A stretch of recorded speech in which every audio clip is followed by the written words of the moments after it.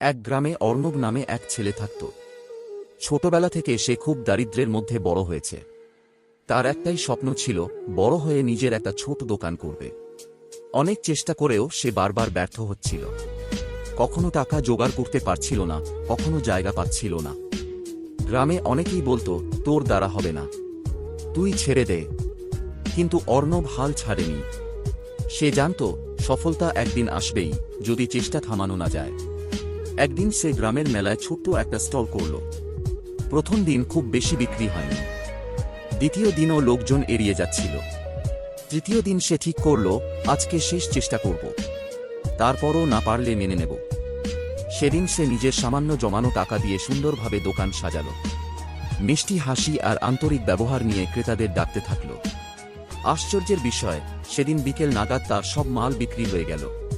পরের দিন আরও বেশি মাল আনল। এভাবেই ধীরে ধীরে অর্ণবের দোকান বড় হল। আজ সে গ্রামের সবার প্রিয় দোকানদার। গল্প থেকে শিক্ষা, জীবনে যত বাধাই আসুক না কেন, হাল ছেড়ে দিলে কখনো জয় আসবে না। শেষ পর্যন্ত লড়ে যাওয়াই হল প্রকৃত সাহস।